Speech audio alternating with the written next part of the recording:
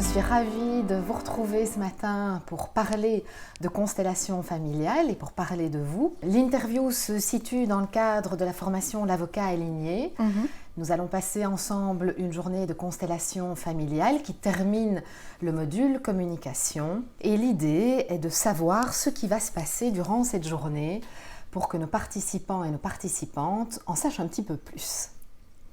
Alors, est-ce que vous pouvez nous parler de vous, Nicole? Vous présenter peut-être en quelques mots. D'accord, donc je m'appelle Nicole Schumacher et comme le nom indique, je suis germanophone, je suis belge, née dans les cantons de l'Est.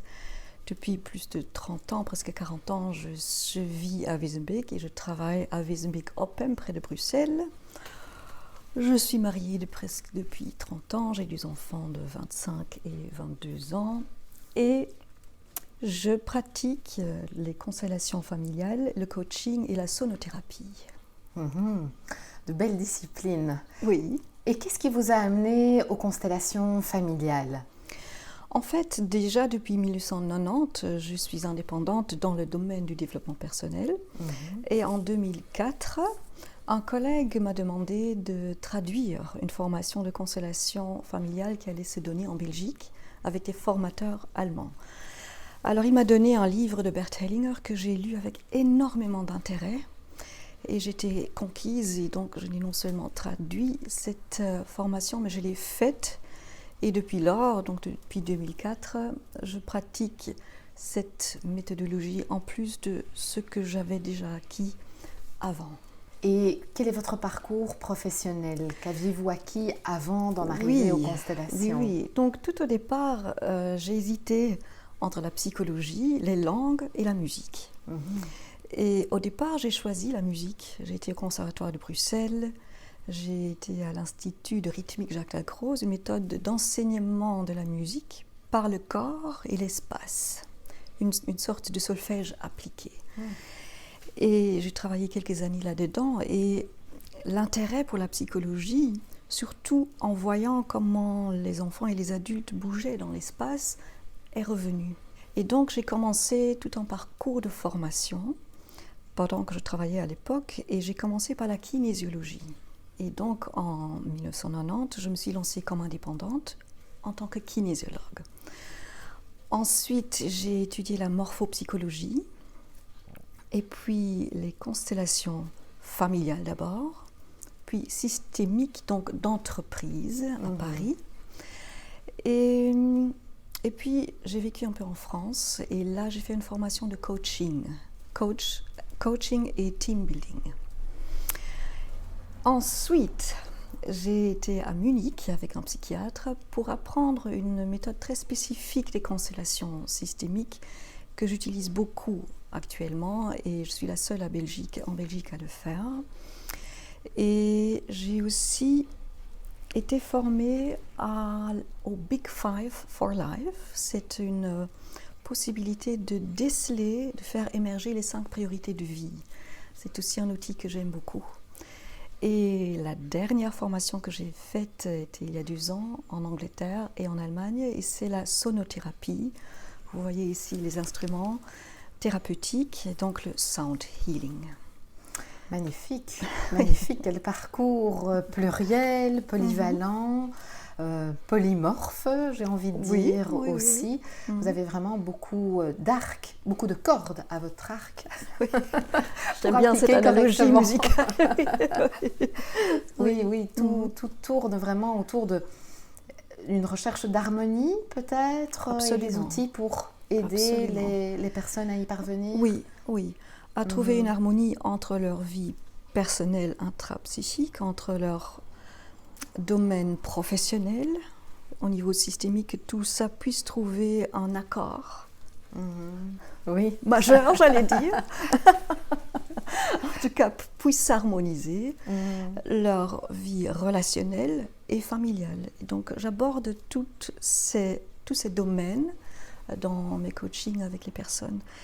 Mais aussi, l'intelligence cognitive et l'intelligence spatio-corporelle. Et c'est ça, je trouve, la particularité des constellations.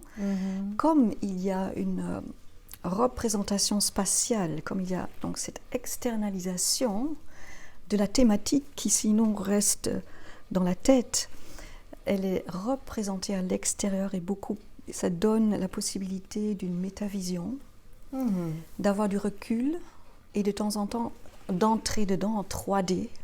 Donc c'est une exploration de la thématique de la personne cognitive, émotionnelle, intuitive et spatio-corporelle. Et c'est ça que j'aime beaucoup. D'accord. Alors parmi nos participants et participantes, certains ont déjà entendu parler des constellations familiales et systémiques, d'autres pas. Certains en ont déjà fait, d'autres pas du tout. Est-ce que vous pourriez un petit peu nous expliquer c'est quoi une constellation familiale et systémique? Donc je vais commencer par le mot systémique. Un système, c'est un ensemble d'éléments qui sont en interaction les uns avec les autres. C'est un peu comme un mobile. Vous savez, ce jouet qu'on met au-dessus des berceaux des bébés, et quand on touche à un élément, tous les autres bougent. C'est la même chose dans un système, qu'il soit familial, professionnel ou intérieur. Et donc, les constellations systémiques permettent à rendre visibles les interactions entre ces éléments liés à une certaine problématique ou thématique avec laquelle la personne vient. Donc le client arrive, expose son défi, son contexte, les enjeux, son but, et puis nous définissons ensemble quels sont les éléments ou les personnes qui sont impliquées dans ce questionnement. Puis, quand c'est en séance individuelle, nous représentons ces éléments, soit par des objets, comme ceci par exemple. Ça peut être un projet professionnel, et ceci est peut-être la personne qui est peut-être face à ce projet, mais peut-être pas. Donc tout ça devient très clair quand c'est rendu visible, et c'est la personne qui place ceci. Il y a aussi les émotions qui sont souvent représentées par un petit, et parfois elles prennent le dessus, et donc on est plus occupé soit par une peur ou une préoccupation, et qu'on n'arrive pas à vraiment aborder ce projet de manière adulte. Et peut-être il y a la part professionnelle, technique, des compétences qui, elle, est tout à fait apte et prête à vouloir aborder ce projet professionnel. Donc, quand la personne voit ceci, et en plus je peux tourner ça, vous voyez, ça donne différentes perspectives à la personne qui le voit. Donc, une métavision. Ça, c'est une première manière de représenter et de voir, et alors de prendre conscience de différentes choses et de discuter de ça. Et comme j'ai aussi fait du coaching, ma manière de faire les constellations est toujours encadrée par des questionnements et des motivations, de trouver des ressources, etc. Ou alors, donc en séance individuelle, c'est représenté comme ça, ou par des papiers avec des flèches différenciées, distinguées par la couleur, et la personne les place par terre dans l'espace. Et puis, la cliente et moi, nous allons nous poser avec nos deux pieds sur les papiers ici. Et alors, c'est encore autrement. On est en 3D à l'intérieur de la dynamique. C'est ça, donc dans la représentation ici, la personne reste, j'ai envie de dire, extérieure. Oui. Elle regarde le système, l'enjeu qui a été illustré par le placement de ces différents éléments. Et avec les papiers, la personne est impliquée, est partie prenante à la constellation à laquelle elle participe. Et donc, elle perçoit elle-même la distance. Par exemple, ici, c'est beaucoup plus près. Quand elle est dans l'espace, elle le voit. Oui, elle le remarque corporellement, spatialement. Et ça met en mouvement des prises de conscience, des éclaircissements, des émotions parfois. Et le fait de le vivre en 3 dimensions, ça aide énormément à l'intégration, à la prise de conscience Et donc petit à petit, la constellation, qui est donc une représentation de l'espace, de la thématique et des éléments qui sont impliqués dans la thématique, prend son cours. Et au fur et à mesure, il y a par exemple des phrases à dire. Et puis, il y a des choses qui se détendent, où on sent un blocage. Et par le fait de dire ces phrases, il y a une libération et un autre regard envers cet élément. Et une autre orientation qui peut se faire, ou une autre distance, ou plus de proximité. Donc, je trouve que c'est vraiment très enrichissant et très holistique comme approche. Donc là, je vous ai parlé de la manière de le faire en individuel. Ça veut dire qu'il y a d'autres manières de faire des constellations? Oui. Dites-nous en plus. Oui. Donc on peut le faire online, ça c'est autre chose. Ah, oui. Et bien sûr, dans votre formation, nous le ferons en groupe, où les représentants ne seront pas des figurines ou des papiers, mais des personnes, donc les participants du groupe. Et ça, c'est le nec plus ultra. J'allais le dire, c'était le mot qui me venait. Et parce que on voit vraiment devant soi et on vit dans son corps ce qui se passe à l'intérieur de soi. Et par ce phénomène de la représentation, on a la possibilité de faire parler les autres. Donc les représentants perçoivent des choses. À l'endroit où ils sont, ils sentent, ils perçoivent, ils voient la situation autrement que cet participant l'aurait vu dans sa vie. Et c'est très aidant pour le parcours ou le déroulement de la constellation. D'accord. Donc ça veut dire que lorsque l'on fait une constellation en groupe, il y a une personne du groupe qui vient avec une thématique, avec une difficulté, avec une question. Exactement. Et que les autres participants du groupe vont jouer le rôle de ces différents objets pour aider la personne en travail, j'ai envie de dire, à faire tout ce chemin de prise de conscience, d'évolution, de libération, de détente, etc. D'accord. Et donc les participants qui sont aux endroits à laquelle la personne en travail les place, c'est ça, remettent en veilleuse leur propre opinion sur la chose ou leur propre idée de comment cet élément devrait se sentir, et ils se mettent à l'écoute de ce qui se passe dans ce champ d'information. Et c'est tout à fait possible. On ne doit pas être spécialiste des constellations pour arriver à faire ça. Tout le monde sait faire ça. C'est une expérience intéressante que j'ai déjà eu l'occasion de faire et de faire avec vous.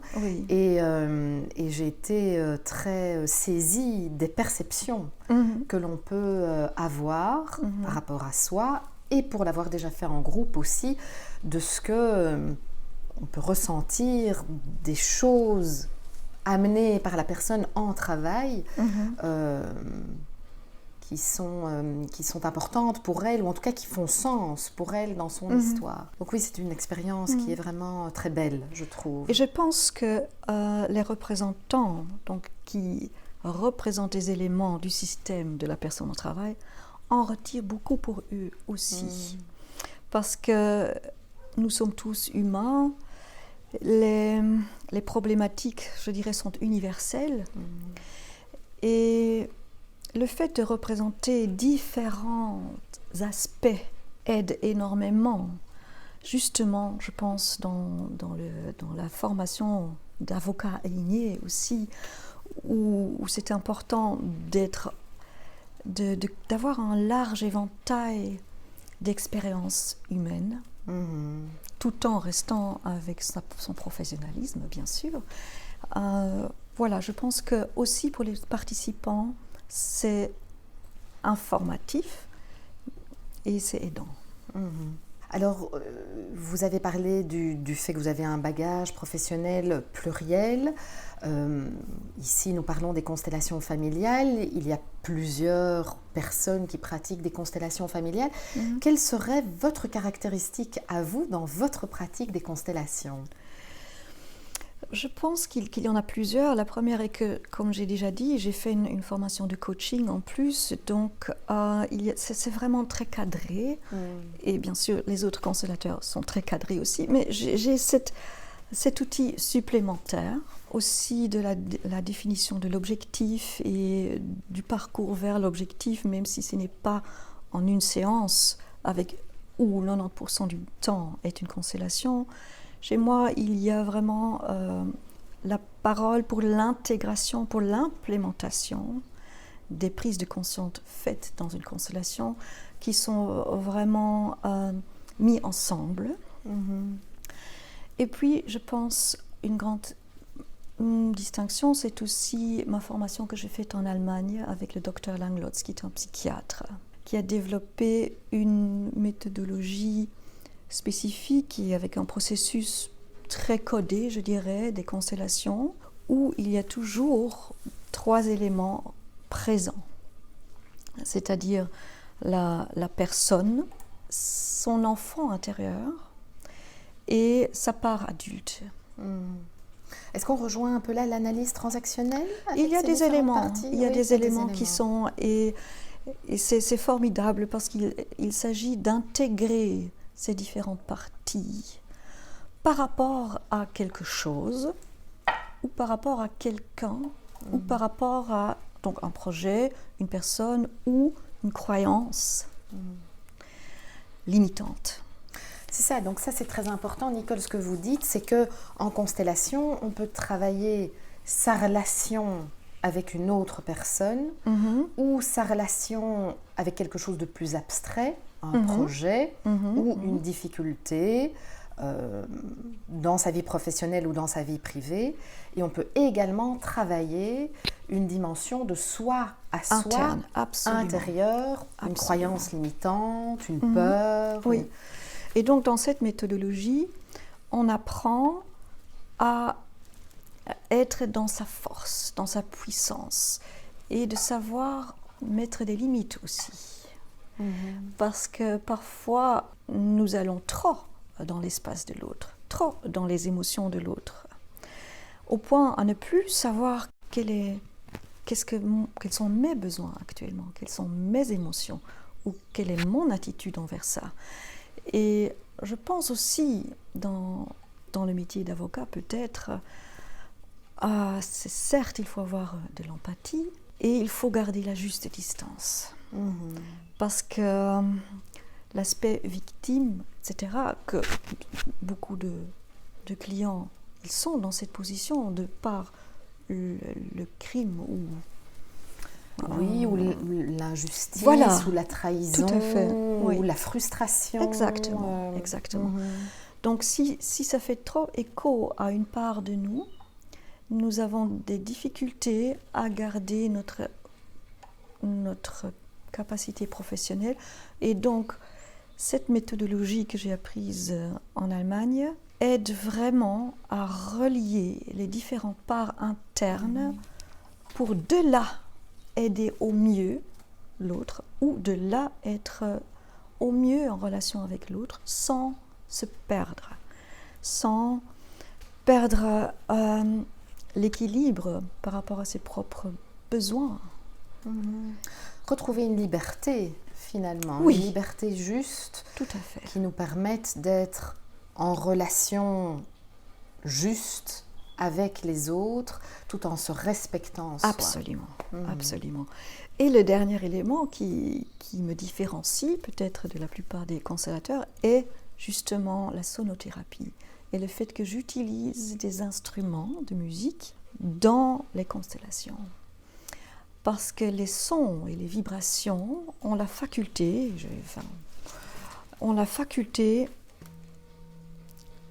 parfois de détendre quelque chose. Parfois de renforcer, parfois de dynamiser, ou simplement d'harmoniser et inspirer dans un moment clé où les sons et les vibrations aident à recréer un mouvement. Passionnant, passionnant. J'adore aussi, je dois dire, mon travail, oui. Nicole, venons-en maintenant à quelque chose peut-être d'un petit peu plus personnel. Quel est votre chant musical ? Alors, ce que j'aime et ce que je pratique moi-même, c'est le vocal jazz, c'est le close harmony. Donc c'est un petit groupe, j'ai fait ça en quintette, quartet et trio, a cappella et aussi accompagné. Donc ce sont des musiques où les accords sont souvent très dissonants. Et c'est ça qui donne cet aspect jazzy et rythmé, mais parfois aussi assez nostalgique. Et c'est le chant musical que pour l'instant me fait beaucoup de bien à écouter et à pratiquer aussi. D'accord. C'est un domaine que je ne connais pas de cette manière-là. Est-ce qu'on peut le rapprocher du jazz contemporain, un jazz vocal contemporain, dans cet aspect un peu dissonance, ou c'est quelque chose qui existe déjà depuis longtemps? Oui, c'est dans les années 30 déjà, 30, 40, 50, 60, etc. J'ai d'ailleurs chanté dans un trio des Andrews Sisters. C'est très amusant de faire ça. Oui. C'est très dynamique, très joyeux. J'aime beaucoup ça. Et si vous étiez un loisir, Nicole, quel loisir seriez-vous ? Je reviens à la musique. Je reviens à la musique. Je me rends compte en vous parlant que la musique prend une grande place dans ma vie. Je serais une chorale. On retrouve cet aspect pluriel. Absolument. Où chacun a sa voix, mais qui est placée par rapport à d'autres voix et qui ensemble créent une harmonie ou un accord. Et tout ça dans un battement, un beat commun. Un seul cœur dans des corps différents. Oui. Et aussi, effectivement, ça relie émotionnellement, ça crée un lien très fort dans l'émotion aussi. Et parfois dans l'inspiration musicale et dans l'art. Oui, c'est très complet et j'aime ça. Merci Nicole pour cette rencontre, pour cette découverte de vous, des constellations familiales. Et je suis très heureuse de pouvoir vous retrouver dans quelques jours et de pouvoir retrouver nos participants et nos participantes pour cette journée de constellation familiale. Ça va être une belle expérience et un beau voyage. En tout cas, c'est ce que je nous souhaite. Oui. Merci beaucoup Séverine et au plaisir de vous rencontrer. À très bientôt. Au revoir. Au revoir.